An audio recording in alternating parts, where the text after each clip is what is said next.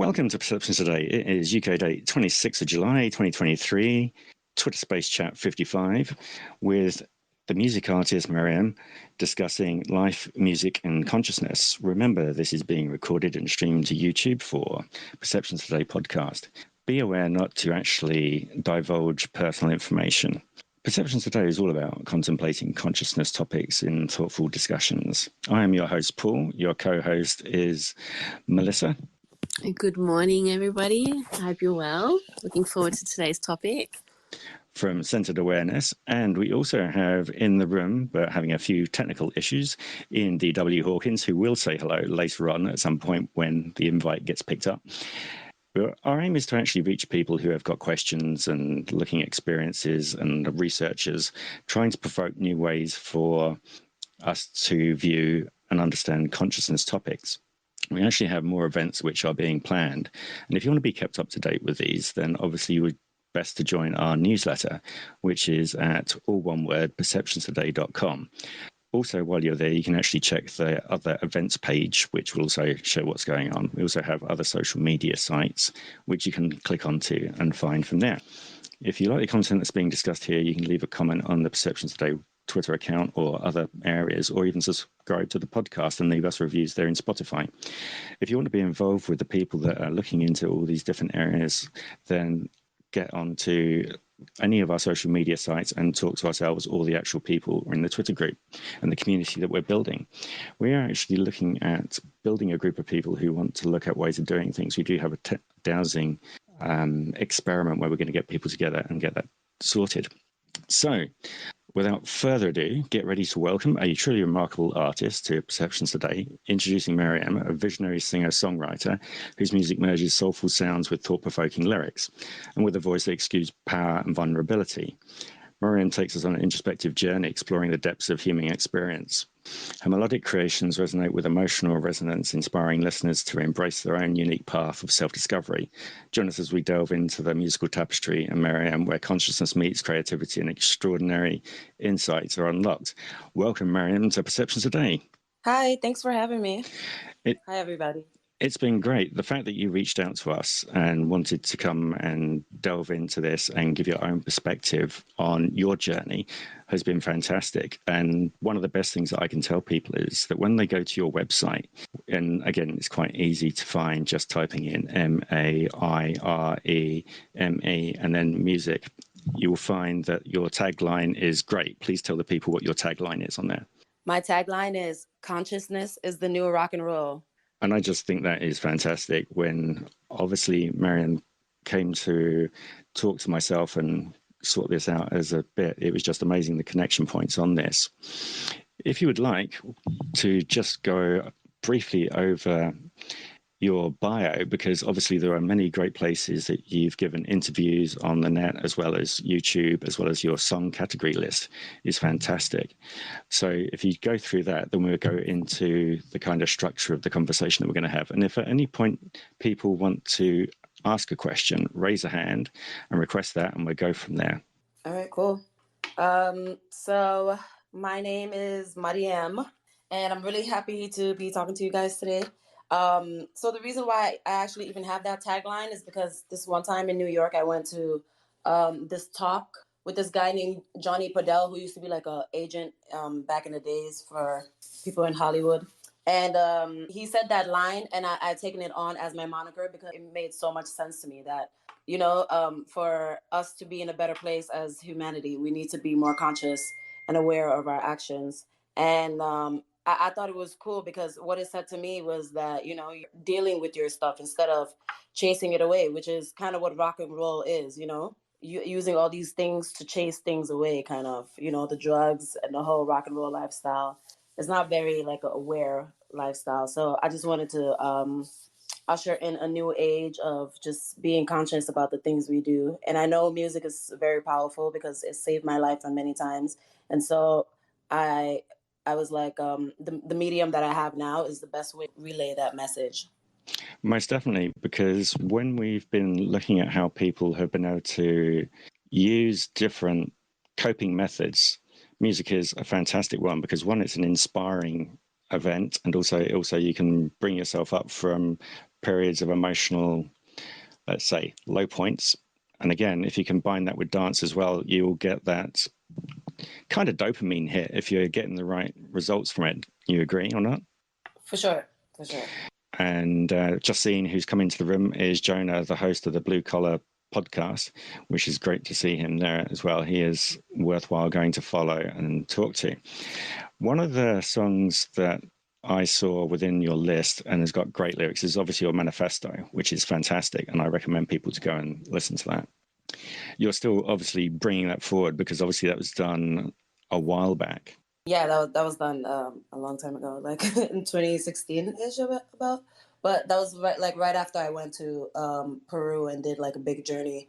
And I was like, instead of having a bio about where I'm from and stuff, why don't I just have a manifesto and say what I want to do within the industry? And that's what I did. I thought that was way cooler. Oh, most definitely, because the graphics and the tone and method really comes across well. Again, it'd be interesting to see those people who are not questing to look further and deeper into things, how they react to it. Have you had any responses from people when they've been looking into it in that way for the first time, as if they're dipping their toe into the water? Yeah, I mean, I always knew, because the topic that I talk about, I mean, it's cool for society, but like, you know, people like to use music as escapism, so they don't really like to think. Not everybody, but a lot of people, most people, and so I always find that when people are starting their journey within, they always find my music and always tell me that. Like on their journey to finding themselves, they discovered my music, and that's usually the conversation. And it's quite phenomenal with many people, and I get into this a bit later with the actual conversation of how it makes you feel and how you get connected.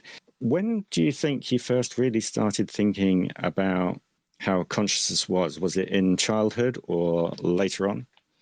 I think maybe later on, but it was somewhere in the background, like when I was growing up, because I came from Africa, from Senegal, and I grew up in a very Muslim family there, and I only knew one thing, so I didn't really suffer cognitive dissonance until I moved to the Bronx, which is a completely different world for me, and understood the constructs of the whole world and like just what was going on with me with dealing with colorism, and just the disassociation from Africa and like how I was like at the bottom of the pool according to everybody around me. And so like and plus trying to deal with growing up in a Muslim society, and there were a lot of limitations. Even singing was a limitation, so that caused a lot of chaos for me. And that's when I started to question a lot of things. You know, being told that I can't sing because the God that of the religion that you're a part of doesn't like music.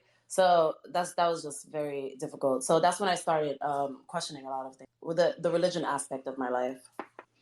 Oh, definitely. I mean, that comes into one of the big things that we like to discuss anyway, the fact that we're not actually looking to cause dissent between people about how their religious beliefs are, but we're looking at exploring what happens within them. And again, sometimes people who are, let's say, humans get involved in it. They try to put rules in where they shouldn't be. It should be the fact of what it makes you feel, the connection to, say, oneness and those kind of things. So what do you think at the moment your view is on kind of, I don't know if I want to, I'm not trying to lead you into an answer, but on spirituality, where it leads. Sorry, can you repeat that? What do I think spirituality? Right. I'm just trying to see, obviously you had a religious upbringing which put kind of roadblocks on either side of, say, the singing, as you mentioned. But when you not broke it, but changed your way of looking at things, where do you think your kind of spirituality or what you would call belief patterns are now?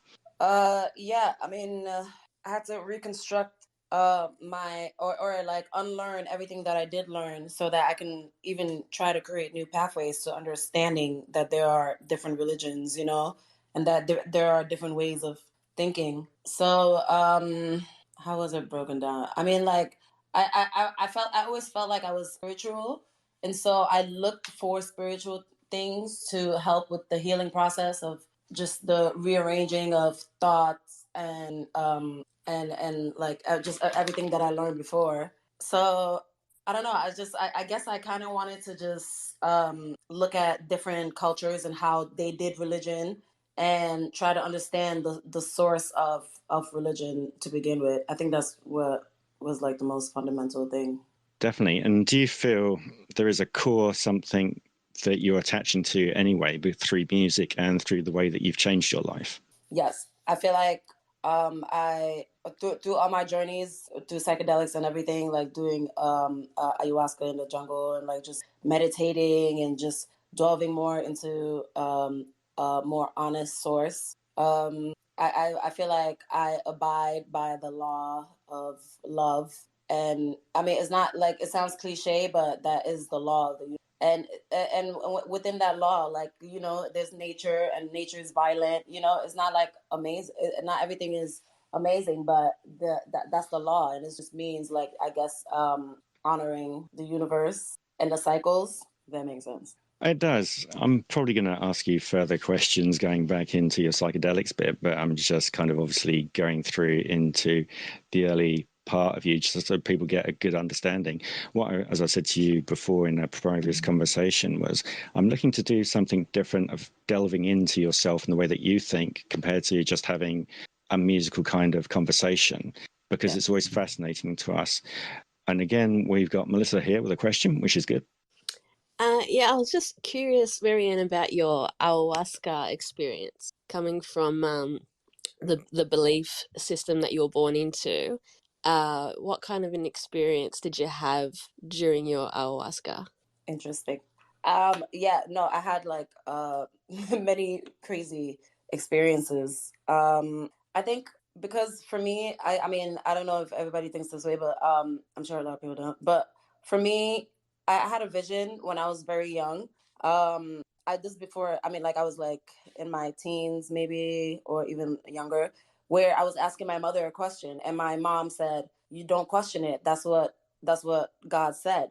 And for some reason, like I had like I envision myself in parallel universes as different children, like a Christian child asking their mom what's the reason behind this, and they just say, "Don't question it. That's what God said," and like a Chinese child from the old days, like Confucius, just asking questions to their parents, and they're like, "Don't question it. That's what God said." And it's like, for me, I was like, why can't I question? Like and religion for me, answers our most burning questions about where we come from, where we're gonna go after we die. And I wasn't satisfied with the answer, because from what I heard was hearing that is that I'm gonna go to hell, and I'm like, okay, I'm not happy with this answer. So I wanted to go and search for more. So I think it was the ayahuasca. Like a couple of friends introduced me to it. I did it in Brooklyn, and like it was just two other people. And for the first time in my life, I felt like I felt love for the first time. So that made me operate in different ways, because from before I was just operating on survival. Basically trying not to go to hell and trying to survive hell on earth. Between like just all the trauma. Most definitely. I mean, I was going to quickly ask you on those bits, because you've brought out some really fantastic areas. At the moment, we're finding that some people are having technical issues and having to restart their phones and stuff to come back in, but we'll continue anyway. First off, with the vision part, we do have people who have visions and obviously can hear things in different manners. So that doesn't sound peculiar to us in any way. But obviously, when trying to introduce people to these subjects and help them along to say there is something more, it would sound very peculiar. And what I would like to know is, did you have a real reason to start ayahuasca? Was it the change of society and everything else that kind of built up over the years? And that what went there? You don't have to answer if there's anything that is more personal as a reason why, or was it just purely a whim? I think I wanted to end my suffering, and I feel like the only way I could have done that is by trying to understand more. And I knew that like to understand more, I would have to go inside, because I'm an artist already, and like I was writing songs and I felt things in a different way all the time anyway. And so I just wanted to I wanted to understand like why all these things were happening. And so I just knew I had to go inside. So I think that and like ayahuasca or all these psychedelics, they're like basically the tool that you need to look inside. So just like you need like a little microscope to look at the ants and stuff and an anatomy, and a telescope to look elsewhere, you need a tool to look inside, and that was it. Oh, definitely. It's the equivalent of ripping down your onion right down to the center core, taking off everything you know, and then obviously trying to regrow your roots again and see what is different, and not have those constraints that you've built up over the years that you've picked up from other people that have caused limiters, probably is the best way to describe it. Wouldn't you say, Melissa? Yeah, look, I totally agree. Also, I wanted to ask, do you ever have you ever meditated or attempted to meditate? Yes, I do meditate. I find it very useful. I know it's hard to, because it's long. It might seem long, and it might seem like just things might pop up that you don't want it. And I guess meditating for me is like just giving up control, kind of not giving up control, but giving up control to get control. Because when I do it for enough times, then I get the things start to become more clear, and and I realize that I have to go through certain things in order to get to another understanding, or just I feel like it's kind of like a cleansing, kind of. Most definitely. I mean, when you've become connected to other people who are on the same kind of journey, who have either used psychedelics or they're just peering into themselves, at present, I haven't found anyone who is detrimental at that point. They all seem to be on the same kind of journey, and it's about the information. What's been your experiences when you've come across other people that have been either into psychedelics, meditation, or just generally through the music industry? Sorry, was that a question for me? Making coffee. Yes, it was. Now, oddly enough, you're the same kind of person that Melissa does. She tends to make coffee and breakfast, which, again, is understandable at 4 a.m. in the morning when she's there. So it's not too bad. But what I would also like to say from that question, if you heard it all, did you? I heard the beginning, because I heard you say Melissa, and I was like, oh, okay, so he's going to ask a question to somebody else. So that's why I even went to make coffee. Okay. Right. So what I was saying is you've obviously come across other people who are looking into their own reason why. Yeah. And then you've got the people that have gone through psychedelics, and then you've also got the yoga people and people in the music industry. The kind of people that I've seen and come across, I haven't found anyone who's got a detrimental kind of character. They're all searching and wanting to help others. What have you found within that kind of number of categories that I've kind of mentioned to you already? Yeah, I found that, like, I think the most important thing about all this journey is meeting people where they are. And I feel like most people who are on the journey are beginning to understand that more and more, like there's some type of elitism, I feel like, sometimes within the whole healing in this industry, which shouldn't be an industry at all. Like, I feel like if you should like just help others, and should be doing it for the greater good, which is, I mean, like, you should be doing it for yourself, really. I mean, at the end of the day, if you don't want to help yourself, then you don't want to help the world. And so it's like, I don't know. I find people have been very kind, and are trying their best. And that's what I would say about that. Just a quick question. Is that audio bell coming from yourself? Yes, it is. The microwave Okay. system. No, I just want to make sure nobody else has got unmuted, because sometimes the icons don't reflect my coffee's ready. That's good. What kind of coffee are you having today? Instant or bean? It's an instant, because I'm not home at a friend's place. But Excellent. I do like my good coffee. I would never be into coffee, actually, until I was spending time in my friend's place in Colombia, in Villa Vicencia, where I do ayahuasca ceremonies sometimes. But she got me into coffee, which is very peculiar, because I hated it before. It's like, how do you go from hating something to just liking it? Definitely. Everything's got a taste variation, but you have to kind of put your taste buds on it first to see whether you like it or not. Hopefully, I am going to pronounce your name correctly. Is that X-Serafe?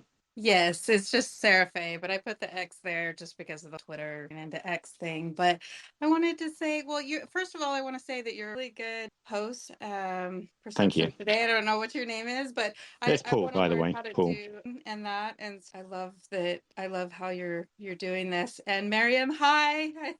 Hi, how are you? I'm good. I haven't in a while, and everything's okay. I'm getting ready for work. I saw that you're on here, and I just to check in. I love that Thank you so much. you're Appreciate you. continuing to be here and everything. I definitely find in my own journey that, oh my gosh, like I'm being in spaces to help diffuse very intense conversations, argumentative conversations, and I feel like That's I'm amazing. being used to like just pour some water on there and kind of open everybody's eyes to their responsibility in the issue at hand. And it's just like I've shut up a couple of rooms that have been like 400 plus people. They're just like, okay. And I'm like, and it's not spirit working through me. And I just find it very exciting. Something that I've always kind of wanted to do because I've never been good at arguments. But I haven't been good at diffusing them either. So it's just an interesting place that I'm being used right now. And anyway, I just wanted I to love Just a that. say quick one hi. for you, I Sarah. adore you. I'm a fangirl. Love it. Oh, thank you. Appreciate it. Just a quick one for you, Sarah. One of the best ways, if you want to try and make sure rooms have got the right intention, what I've done, and you might see in the nest up top there in the Twitter space, I've actually got a set of guidelines, and I tend to make people aware of those so that they've got the understanding of how we want to have the intention of the room. And then if they kind of stray off topic, you can bring them back and go, no, this is the topic that we're discussing at the moment. And then if you have more trouble, you can just bounce them down into the actual non-listening stage, well, into a listener stage rather than speaking. And that tends to work well. We've been very lucky, haven't we, Melissa, with the way that conversation's going. Thank you. I love that. Not a problem. And I think Melissa's I making love coffee that herself. you're you're realizing your powers, Sarah, because that's very important work to. And when we think of jobs in this society, we always just think of like the physical, you know, jobs and stuff. But like, there's a lot of other healing jobs or arenas. Almost definitely. Just a quick one to you, Sarah. You haven't actually been either to our podcast or to one of these live events before, have you? No, I have not. Okay, so we obviously convert these into podcasts. So you got them on audio, but we also have a set on YouTube. Sometimes the live versions go there quicker than I can actually edit to put them up on the actual, say, iTunes or other places or Spotify. So that's always good to kind of sample different people. I saw Myron there, Melissa. He's having difficulties with audio. Couldn't get hold of a request. So I'm going to hopefully when he comes back, go from there. So the interesting thing with obviously what we're finding out about yourself, Marieme, that obviously you have so much of a cultural change, you've absorbed so much, you get to travel around. And Dee has a question. All right, Dee. Did Dee put her hand up? I couldn't see it. Yeah. Mm. Yeah, I was having problems listening to the space from down below, so I had to come up as a speaker. But I really want to say, Marieme, beautiful, beautiful work that you're doing, and yeah, I do some healing work, healing work myself, that in the arts, in the healing arts, and yeah, it's really stepping up into that energy, that knowing that we can do it, like we can do this work. And this is not only my passion, but I was guided here too. So it's just, I just wanted to share that with you. And it's so beautiful to see people that are actually doing it and really making a living out of this. Thank you so much. Yes, trying is hard, but is worth it, I feel like. Definitely, because the way that most people get into this, they're kind of pushed by the universe in a way. I've never seen people rush up and try and do it in grabbing the attention. If they do, you kind of have to look at them in a very, how should we say, not suspect way, but look at their motives at that point. I'm not sure if people understand what I'm coming from there, Melissa. Yeah, I agree. I think a lot of people sometimes will try to commercialize it and be in it for the money. That might be their agenda, like claiming that they have gifts and people will go to see them and then, they take their money because they're claiming to have this gift and provide a service with it. But I think too, you can also tell when there's authenticity behind the person and that their intentions are genuine. So I think that comes with your own intuition and the strength of that as well. But it's definitely growing. I know that when I first was pushed into it by the universe, I was thinking people are going to think I'm crazy and I can't talk about this and what have you. But growing up, I started to see more pods of people meditating and more people getting into yoga, which is also a form of meditation, and more people becoming spiritual. And I was led to people that were having the same kind of experiences and having those conversations. So it's definitely growing, which is what we want to see, because love is the universal, I don't want to say religion, but because I believe it. It is. Yeah, and I believe there is a higher power, and men created a religion. And I don't mean men as in, man and woman. I mean man as in the human being created a religion. And I also believe that religion was the original government, a way of controlling people and dividing people as well. And I think that if God was to have a religion, the religion would be love. That's my ultimate belief, and that's what I believe in. I was born in a Greek Orthodox religion and never felt religious at all. Was questioning the Bible as well, because God sounded very angry, and I'm thinking, if His unconditional love, why is He punishing and all this stuff? And so to me, I thought, like I do believe that there is a higher power, but I also believe that there's no rule. There's never really a religion. And that's my religion. My religion's love. So I agree with you there, Marianne. And I think more and more people are actually waking up to that as well.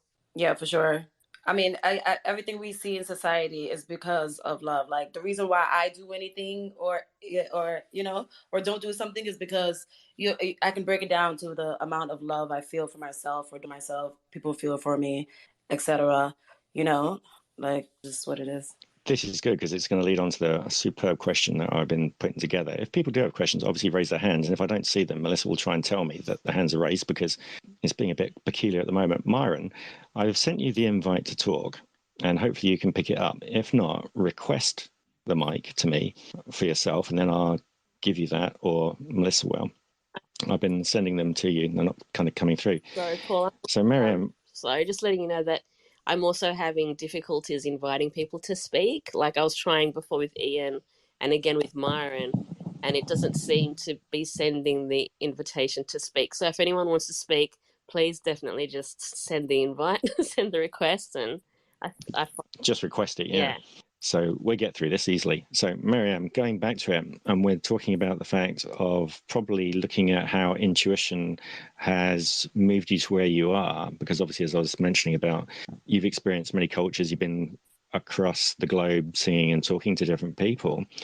Do you feel a strong connection to intuition and utilize that rather than disregard it when you feel those kind of emotional tugs on it?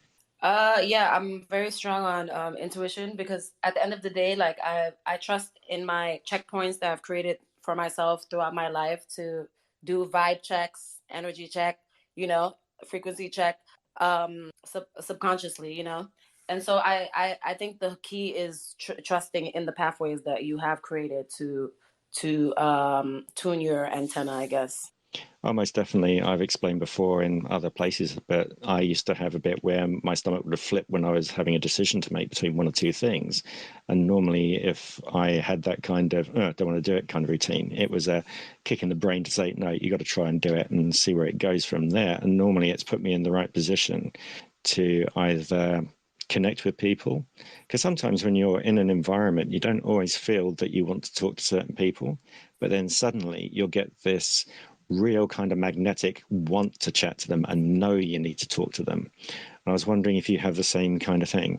Yeah, I always feel like, I was saying the other day, I always feel like I'm in the right place at the right time. Like, my life, everything is just all making sense, and it's always because I'm tuned into what's going on in the present, and like, even when I'm like songwriting and stuff, like I listen to what's going on, and like you just have to tap in, I guess. Tapping in is like the biggest thing.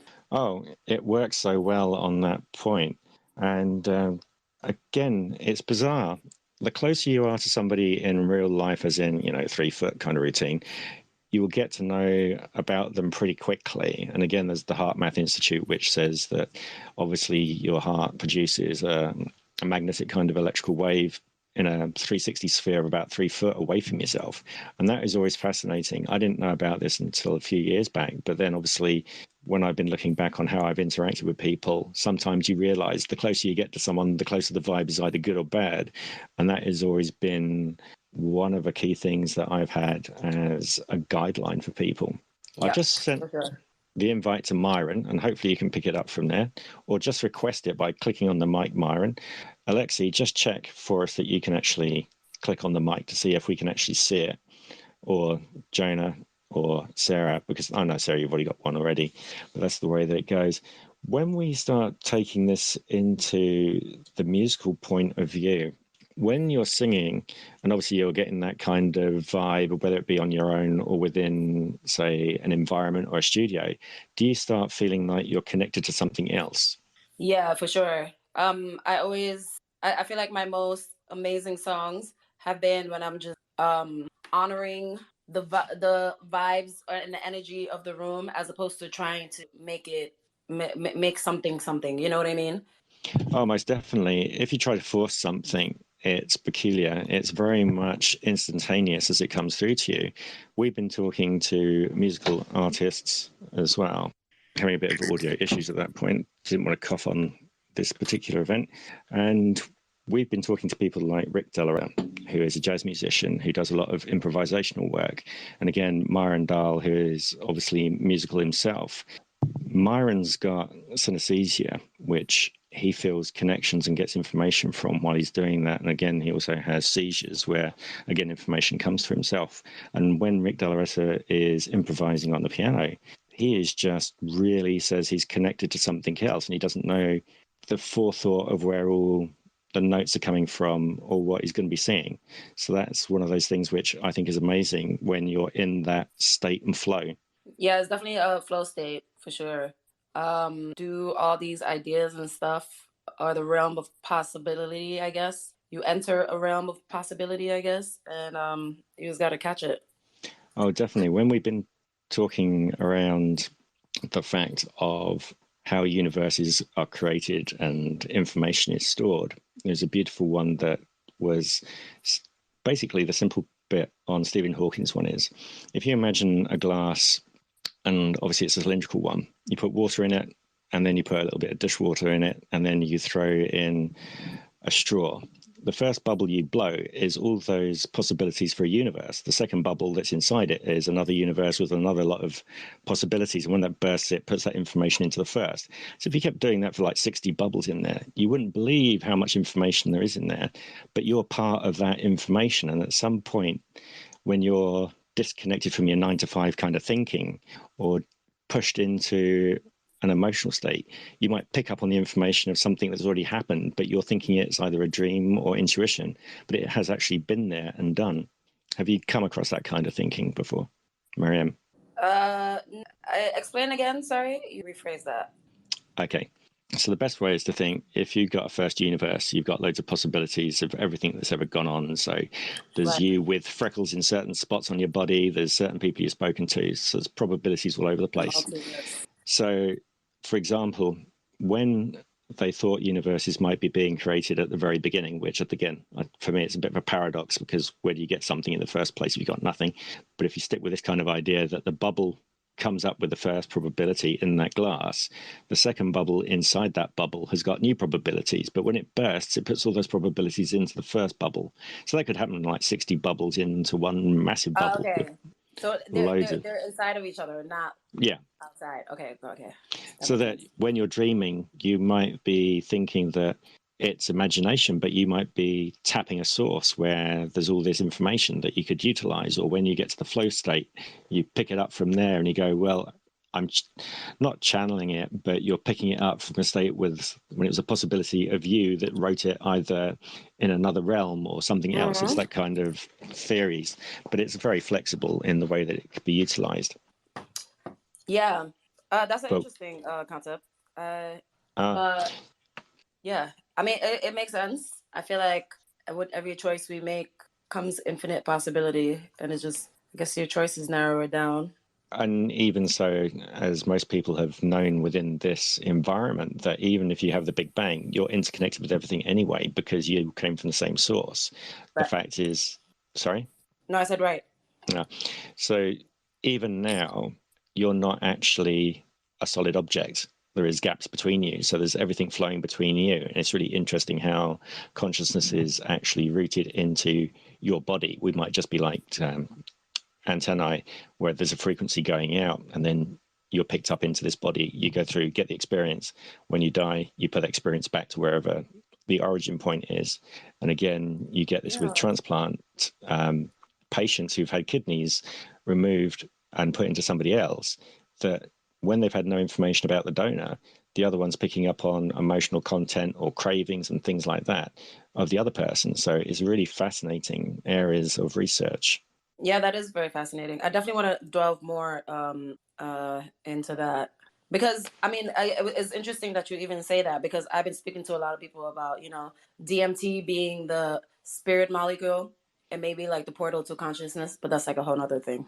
Oh, most definitely, because with the videos that I send out to people, and I haven't sent them to Sarah Fay, I'm not sure. There's three people I tend to send out. There's Anthony Peake, who is a British author who does a lot of research into neurology and consciousness. Then there's Dr. Penny Satori, who was training as a nurse and got involved with near-death experiences because of her patients. And she's had it over 25 years and she's written books on this. And there's also Dr. Stuart Hammeroff, who's an anesthesiologist from the Arizona University. And he says, we've got the drugs to actually put you out, and we have the drugs to bring you back. But in the meanwhile, while you're under anesthesia, we don't know where you've gone. And when he's been into research on this, he thinks that because the neurons have microtubules, when they've gone down to almost the coldest state possible of trying to like stopping atoms from moving, those microtubules are still producing bioluminescence, so they're producing light. And they think it might be coming up from the 0-point energy field, which also could be, say, the origin point of consciousness from another universe or something else. So it's all fascinating when it comes to that. Myron, you've got the speaker. Sorry, I've been trying for ages to get Myron in with the speaker, Marieme. I don't know if you had the opportunity to see the film that I sent you of Myron's or not. No, I have not. Can you hear me at all? We can hear you now. Okay, finally, yeah. It took about 47 minutes to get in here. I appreciate your determination. Do you have any questions so far? I haven't heard very much of it. I mean, a lot of it was blocked out. I could only go, I had to go to my computer to hear it. Then I had to go back here to see if I could get connected again, and then back to the computer, and then back here again. And it's been just kind of crazy. Well, Stroke a couple of cats. Yeah. So because you're a musician as well, I was talking to Marieme about the fact of the flow state of picking up information and how it's very intuitive, but you don't really know where it's coming from. And she also had a vision when she was a young child in her teens, when she was talking to her mother and asking her questions, and basically told that, no, that's the way that, hopefully I get this the correct way around, that God meant it to be. But she obviously broke out of her religious environment and picked up more information on board and is making her own evaluation of how to function. Is that a good description? Well, Marieme? you know, in my case, remember. Hang on 1 second, Myron. Just checking to see if that was correct, Marieme. Yeah. Okay. Yeah.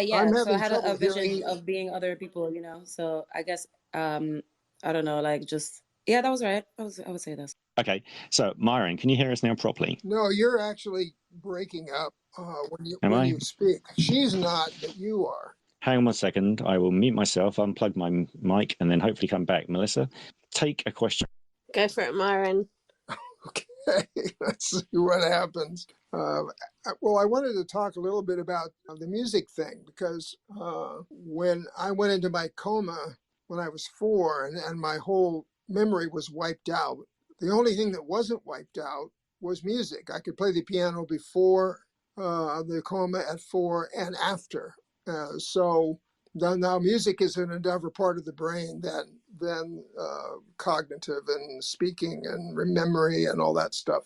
But music, sound, and vibration have been a big part of my process forever. I mean, I can't think of a time when music, in fact, I never listened to childhood music ever.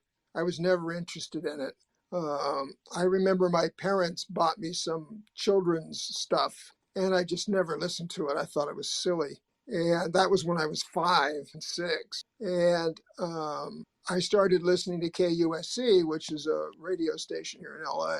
And they were playing classical music. And I just fell in love with it immediately. So I started listening to that. My brother's older than I, so he actually turned on the station. But as soon as I heard it, the opening is the Tchaikovsky Piano Concerto No. 1.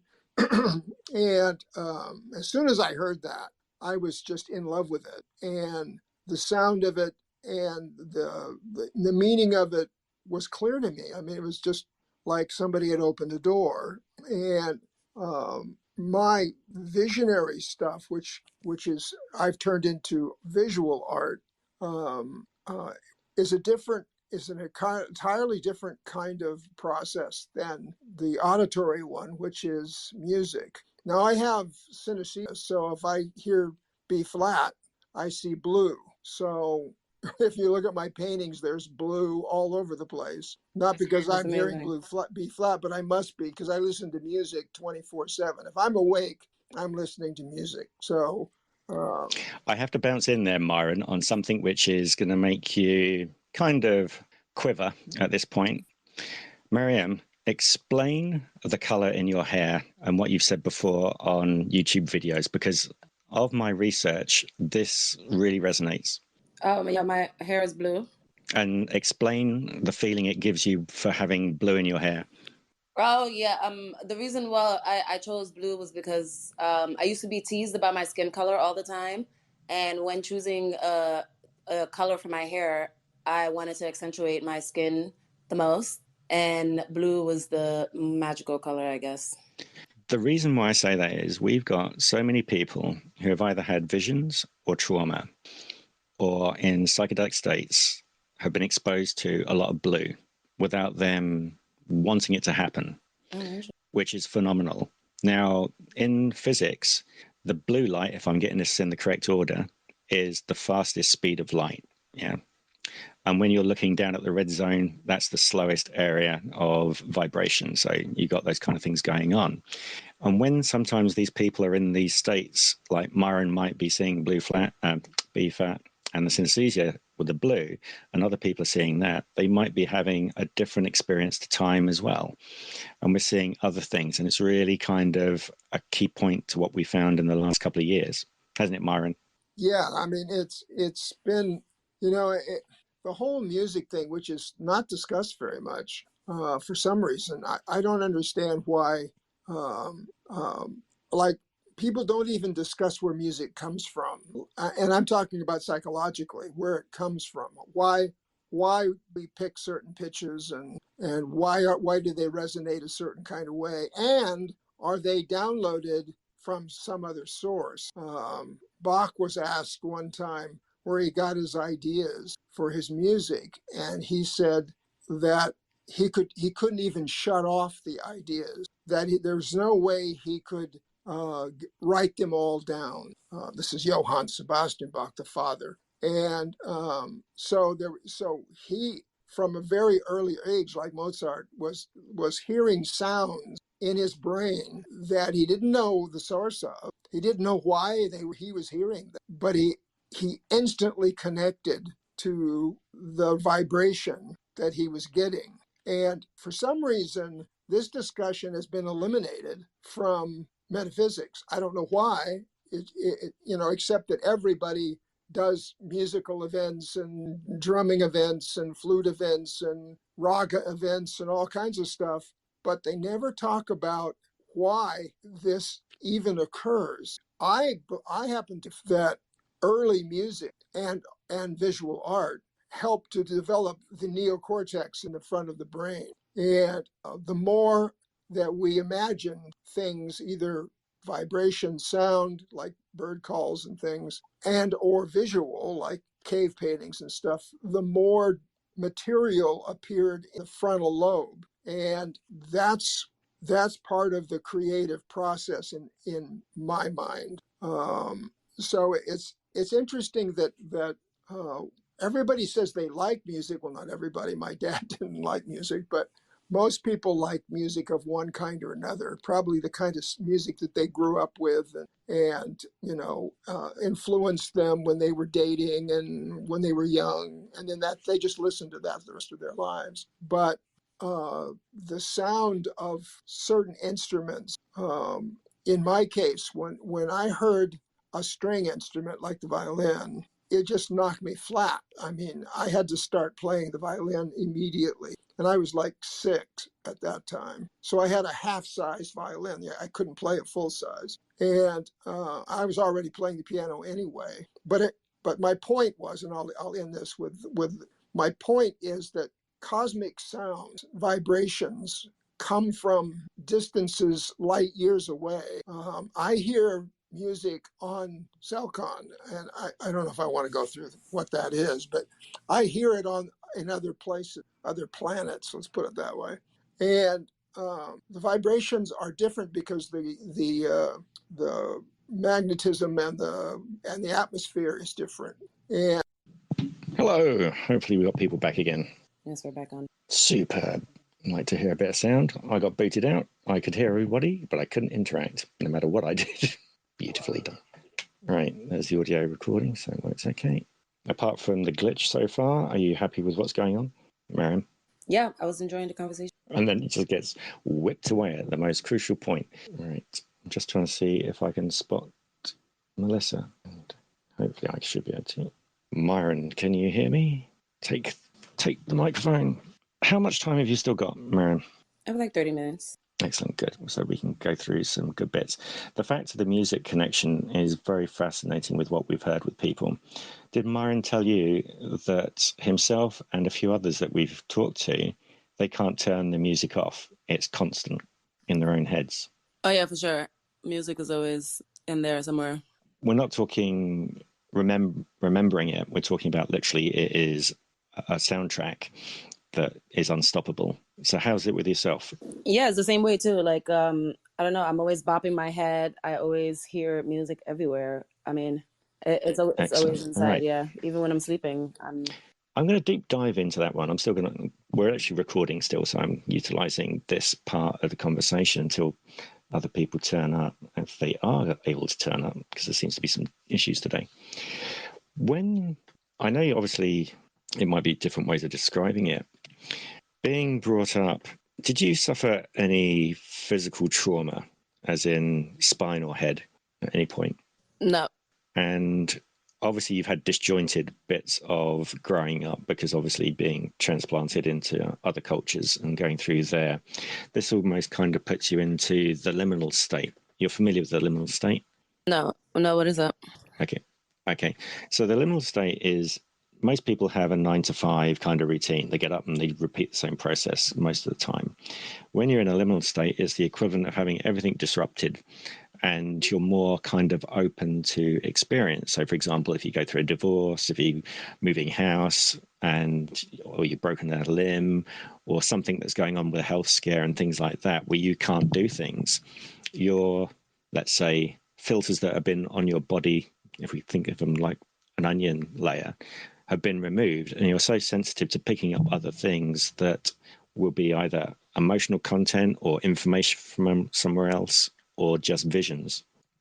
So that's the kind of liminal area. So, for example, if you get yourself into a dance state of going out and, say, clubbing, you might not be thinking of anything else, but you're getting right out of that and you're not trying to make shapes or anything else. You're just connecting to something else, and then you suddenly find you got these thoughts or emotional content that comes in. Yeah, I mean, that's kind of like what happened for a lot of people during the pandemic. Most definitely. With that, we tend to feel, and I was talking to my friends at this point, that those that had grown up with the idea of that their actual position in a company and that job title is them, rather than they are this person that enjoys doing these activities and likes to go out and do this.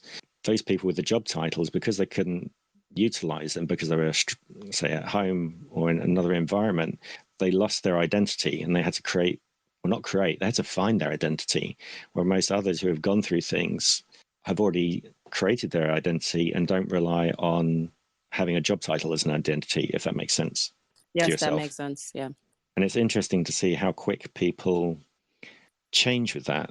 Some are slow, some are fast, but then again, they go through like a kind of death routine of grieving for that role and things, which is amazing to watch. Yeah. But if you're there and you can listen to them or help them out, that's the way. Those people that don't obviously embed themselves in a job title can help others. Yeah, I generally have a rule of just no attachment to anything, really. So yeah, even music. Obviously people. No, not people either. No friends. No, I not even have friends, and I have multiple people in my life, but I'm just not. I don't have like attachment issues. Right. Okay. And I'm just trying to see which way round it goes, because at that point you're not being narcissistic, you're just being the fact that anything could happen within your life, and you'll flow with that. Exactly. And then like, because otherwise it could come across, if we don't discuss this, that other people might listen to that and think the worst that I don't kind care. Yeah, I mean, attachment I didn't want that is to one thing, be... and then caring and just feeling love and flow, you know, like not having attachment is like also understanding, like if someone dies or someone close to me, he passes away, like I'm gonna feel immense grief, but I also understand the cycle of life, you know. I think definitely. I think with attachment comes suffering, so I just let it be, I guess. That's what I mean. Have you ever gone through either kind of an out-of-body experience or feeling that there's something else after death? I've had many out-of-body experiences. Do I feel like there's anything after death? I feel like I could have not actually, I don't know. I just don't know. That's what I'm saying. Okay. Yeah. The reason I ask this is you can obviously have the comfortable feeling that you know the person's gone, you're going to miss that individual, but because of circumstances that have happened to yourself, that you've gained knowledge elsewhere, and you know that it's not going to be the last of that, because obviously energy never dies, it just changes. And through accidents that I've had, I've seen myself outside of my body and been able to recall information that I shouldn't have been able to say because I wasn't looking in the direction that I picked all the information up from. So it's one of those interesting parts that when you ask people about it, we grieve because we're still here, and the fact that we've got a missing part that we can't interact with anymore. But sometimes you got that kind of relaxed state that you know there's something else going on. Right. Yeah, exactly. That they're not even like just other dimensions, but that, you know, that this person was part of the cycle of this life, and you know, like hundreds and billions of people have lived and died before us. Like my grief is not unique. And just, I don't know, I guess part of just honoring things. Oh, most definitely. I'm trying to get Myron in, but the invitation doesn't seem to be picking up, because obviously you then decided to place your conscious viewpoints into music. When did you really kind of start doing that to try and put across your main passions in music? I think it just came out of how I was feeling. I just felt called to, like, it wasn't like a decision, like, oh, I'm gonna make conscious music, you know. I feel like there was just a sense of urgency, and this is what I wanted to talk about, and this was what was coming out of me. It was just a reflection. Excellent. So you literally pushed into it. Mm-hmm. That's good. Out of necessity, and yes.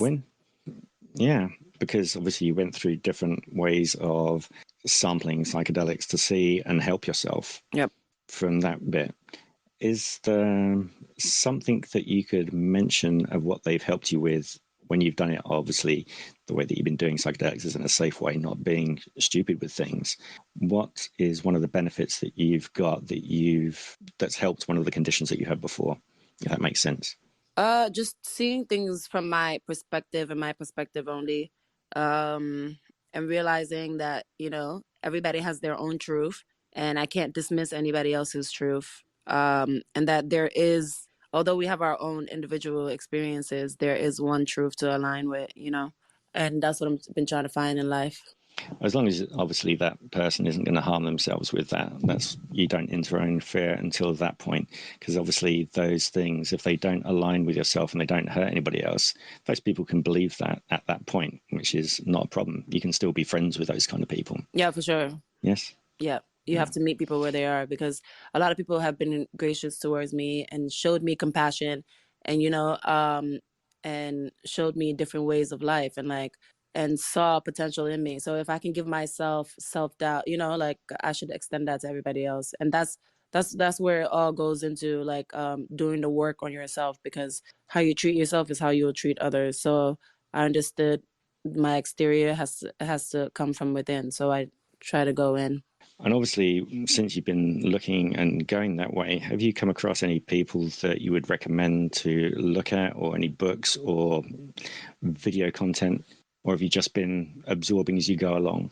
I absorb as I go along. Like when I was in Peru, I found a book about, mastering your demons and stuff. And it was telling me that, like, I have to be friends with my demons, and instead of trying to get rid of it and stuff. And like, I always find that I find what I need exactly when I'm in the right place. Like I always find a good book somewhere, because I'm in those spaces that provide it, And so I don't know, I guess I recommend going with the flow when it comes to reading, but and trying to get a lot of different vantage points. I find poetry to be very useful. I love poetry because it makes you think deeper and it's not like obvious. I also used to love listening to Alan Watts a lot.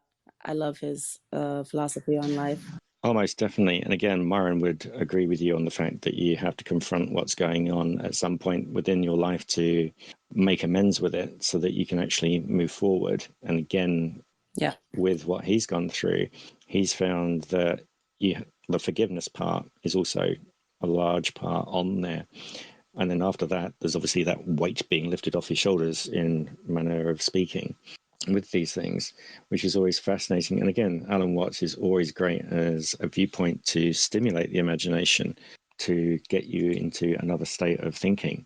When we've been discussing with people, we tend to put those as like the inception bit, where he's talking about if you could live, say, 75 years in a dream time in 8 hours, what would you do? And how far would you push it each night? Until what point would you start saying, let's go random? And then in that randomness, you'd want to forget you're actually in a dream at that point, and everything does have a sense of not danger, but you've got to realize what you're up to, because it could be the end of you if you make the wrong mistake. Yeah.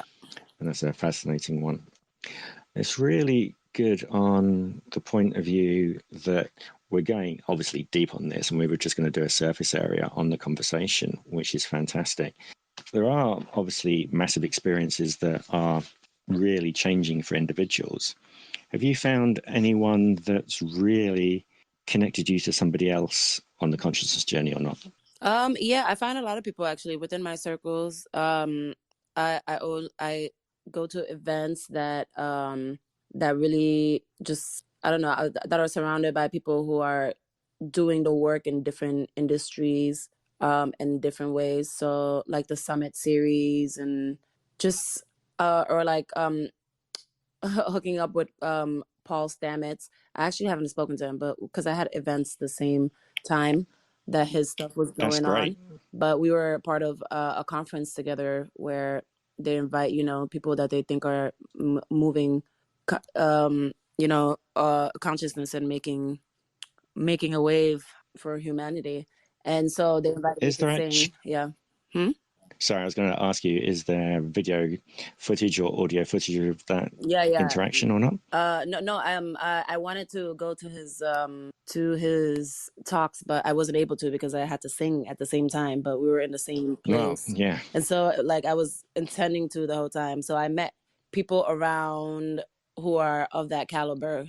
I mean to say, and pick their brains a lot too. And you just find so many new things, and then it helps put the puzzle together of life more. Oh, definitely. As I was saying to yourself, we started off with authors helping us out, and Myron and other people who are in the neuroscience areas, plus people who've had the experiences, and it kind of expanded rapidly into the discussions that you've been hearing as the roundtables, then connecting to others. It's fascinating how that happens, because everyone is trying to make, and we use a Paul Stamets kind of routine, the mycelium network of the connections, and recommending different people to others so that they've got kind of validation that the person's actually talking correct information, or they're being speculative but contained in a nice area to not be provocative or looking for arguments. And again, you've got the others then can be mentioned, whether they be authors or researchers, etc. And that is always quite amazing to do that. That means you kind of reduce your time searching for people to listen to and talk to. And again, we've had so much content with different people and different cultures that I've still got such a backlog to actually edit and then put together. But it's amazing when by chance you come across these people and you get all these connection points that are tying up. But when we look at the information, we're not looking to make it tie up. Where, as the expression over here is, if you were looking at buying a second-hand car, you kick all the tires just to see if they fall off or not. You're seeing whether you're being misled or not, or if the information is true that you're going down. And lucky enough, everything we've been able to discuss seems to be on the right path of helping people out from all different areas, from people who are painters like Myron to obviously yourself and to other musicians. And again, it's just phenomenal. And even if I wasn't doing this, I'd still be doing the journey of looking. And I think you'll probably be doing the same, wouldn't you? For sure. It's just I think it's about kind of a drive. seeking truth and not seeking to be right. Oh, definitely. I mean, I've been quite happy to sit down and listen. And again, early on, after making mistakes, I've realized that you need to listen to both sides of stories. So you got to go and do your research on both to listen to, not just dismiss somebody else's viewpoint. Because even listening to somebody who's saying that a dice has got 7 sides on it and that's the only dice it's ever been, you can learn more, or it might provoke you to think something different, and you might find another avenue to go and look down. Yeah, for sure. Always. I'm just making sure that I know we're conscious on time and we've got another 5 minutes or less on this. But I've been feeling that with the information that you've been giving and that we can tie together and obviously make into an episode, there is quite a nice bit of depth on there. And hopefully, if you want, you can always come back and chat with us, and we'll find a platform where it's a bit more stable at the time for other people to interact with. So I'm not sure how you feel about that. I'm okay with it. That's good. So with these things, we've made quite a leap forward, which is good, with the way that you've been discussing your own interior thoughts, which when I've been listening to other interviews from yourselves, obviously you've been focusing on the music side, but I've been getting a greater in-depth knowledge and feel for you through this, which I think is fantastic, and other people will get the same thing. Sorry, the routines. Sometimes I know it's got sarcasm over here in my side, but you mean okay, yeah? Yes, okay, yes, that's exactly what I meant. Yeah. I only mention this because obviously no one can see facial features on this, Yeah, for and sure. obviously, depending on culture wise, it could come across as the wrong thing at the end of the day. For sure. But I have to say thank you very much for all the content of information, and obviously we can arrange to pick up and do a secondary deeper dive on this with other people if you fancy later on. Yeah, for sure. What time is best? It was really fun talking about consciousness and learning, bouncing off of different people and hearing about what they know and stuff. So definitely, I'm into that. And the way that you're putting things together, so you've basically got an archive of information of music that can go out there and provoke people. We're putting together, obviously, the podcast, which is an archive, again, of long conversations. Because as you know, you can't have a short hour conversation about consciousness. It just doesn't work. No, it's infinite time. Definitely. And again, not everybody has time to listen to long conversations, but if they just grab, like 10 minutes for an episode here of what we put out or other people's episodes, if that just one spark gets them onto a path to thinking differently and coming up with something else that we can find more information from, that's fantastic, I feel. Yeah, for sure. I agree with that. Anyway. And I think more spaces should be created so to have ideas be bounced. Oh, definitely. I'm hoping for the day. Yes, I'm hoping for the day that we can have a conference where we can meet everyone in real life, but we'd lose a lot of time when we have those kind of conversations, I feel. Anyway, I'm going to wrap this up so that you've got time to complete your day. But thank you very much for everything you've done. And oh, no problem. So we'll be promoting yourself. And as you've seen, we have a community page. If you wanted to, you could produce an audio snippet and we can put it on the community page, as well as obviously we promote people within the different social media areas. Okay, cool. So enjoy the rest of your day, and we will speak soon. Thank you so much. Have a good day. I mean, at night No problem. for you. Bye.